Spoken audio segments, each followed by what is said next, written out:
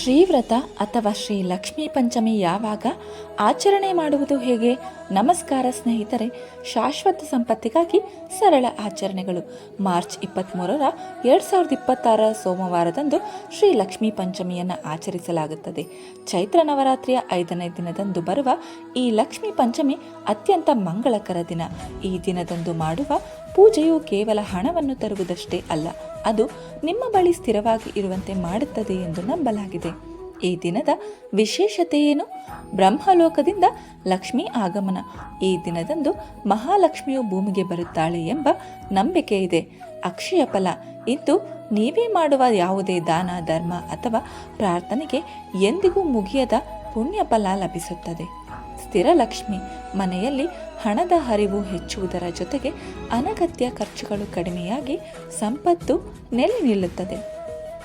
ನೀವು ಮಾಡಬೇಕಾದ ಸರಳ ಕಾರ್ಯಗಳು: ಉಪವಾಸ. ಸಾಧ್ಯವಾದರೆ ಈ ದಿನ ಸಂಪೂರ್ಣ ಅಥವಾ ಅರೆ ಉಪವಾಸವನ್ನು ಮಾಡಿ. ಇದು ಮನಸ್ಸು ಮತ್ತು ದೇಹವನ್ನು ಶುದ್ಧೀಕರಿಸಲು ಸಹಕಾರಿ. ಶಕ್ತಿಯುತ ಮಂತ್ರ ಪಠನೆ. ಪಠಿಸಬೇಕಾಗಿರುವ ಮಂತ್ರ ಶ್ರೀಂ ಎಂದು. ಸಮಯ: ಇಡೀ ದಿನ ಜಪಿಸಬಹುದು, ಆದರೆ ರಾತ್ರಿ 11ರಿಂದ 1ರ ನಡುವೆ ಮಾಡುವುದು ಅತ್ಯಂತ ಶ್ರೇಷ್ಠ. ವಿಧಾನ: ಶಾಂತವಾಗಿ ಕುಳಿತು ಎಷ್ಟು ಬಾರಿ ಸಾಧ್ಯವೋ ಅಷ್ಟು ಬಾರಿ ಈ ಮಂತ್ರವನ್ನು ಪಠಿಸಿ. ಮನೆಯ ಮುಂಭಾಗದಲ್ಲಿ ವಿಶೇಷ ದೀಪಾರಾಧನೆ. ನಿಮ್ಮ ಮನೆಯ ಮುಖ್ಯ ದ್ವಾರದ ಎರಡೂ ಬದಿಯಲ್ಲಿ ಸ್ವಲ್ಪ ಅಕ್ಕಿಯನ್ನು ಹರಡಿ. ಆ ಅಕ್ಕಿಯ ಮೇಲೆ ಪಂಚಮುಖಿ ದೀಪವನ್ನು ಇರಿಸಿ. ದೀಪಕ್ಕೆ ಹಸುವಿನ ತುಪ್ಪ ಅಥವಾ ಎಳ್ಳೆಣ್ಣೆಯನ್ನು ಬಳಸಿ.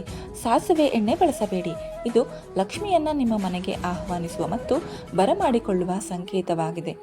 ನೆನಪಿಡಿ, ಈ ದಿನ ಪ್ರಾರ್ಥನೆ ಮಾಡುವುದರಿಂದ ಹಣದ ಜೊತೆಗೆ ಮನೆಯಲ್ಲಿ ಶಾಂತಿ ಮತ್ತು ಆಧ್ಯಾತ್ಮಿಕ ಬೆಳವಣಿಗೆಯೂ ಕೂಡ ಉಂಟಾಗುತ್ತದೆ.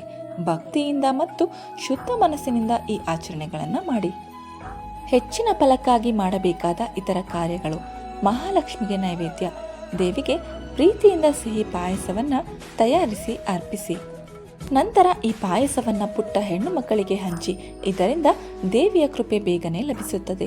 ಪಿತೃತರ್ಪಣ. ನಿಮ್ಮ ಪೂರ್ವಜರಿಗೆ ನೀರನ್ನು ಅರ್ಪಿಸಿ.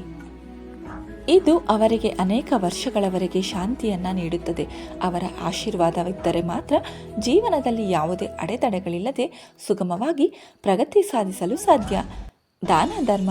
ಈ ದಿನ ಅನ್ನ, ಹಣ ಅಥವಾ ಬಟ್ಟೆಯನ್ನು ದಾನ ಮಾಡಿ. ಲಕ್ಷ್ಮೀ ಪಂಚಮಿಯಂದು ಮಾಡುವ ದಾನಕ್ಕೆ ಅನಂತ ಫಲ ಸಿಗುತ್ತದೆ. ಅಂದರೆ ಅದು 100 ಪಟ್ಟು ಹೆಚ್ಚಾಗಿ ನಿಮಗೆ ಮರಳಿ ಬರುತ್ತದೆ.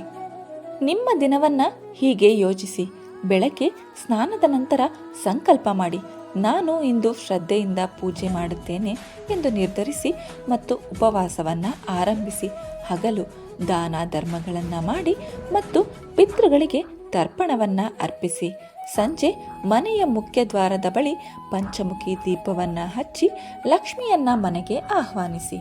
ರಾತ್ರಿ ಮಹಾಲಕ್ಷ್ಮಿಗೆ ಪಾಯಸದ ನೈವೇದ್ಯವನ್ನು ಅರ್ಪಿಸಿ ನಂತರ ಶ್ರೀಂ ಮಂತ್ರ ಪಠಣೆ ಮಾಡಿ ಅಥವಾ ಸಾಧ್ಯವಾದರೆ ಸಣ್ಣದೊಂದು ಹವನವನ್ನು ಮಾಡಿ. ನೆನಪಿಡಿ, ಇದು ಕೇವಲ ಒಂದು ದಿನದ ಆಚರಣೆಯಲ್ಲ, ಇದು ನಿಮ್ಮ ಸಂಪತ್ತಿನ ಶಕ್ತಿಯನ್ನು ಶಾಶ್ವತವಾಗಿ ಭದ್ರಪಡಿಸಿಕೊಳ್ಳುವ ಅವಕಾಶ. ಸಂಪೂರ್ಣ ನಂಬಿಕೆಯಿಂದ ಮಾಡಿದರೆ ಲಕ್ಷ್ಮಿ ಕೇವಲ ಬಂದು ಹೋಗೋದಿಲ್ಲ, ಅವಳು ನಿಮ್ಮ ಮನೆಯಲ್ಲಿ ಸ್ಥಿರವಾಗಿ ನೆಲೆಸುತ್ತಾಳೆ.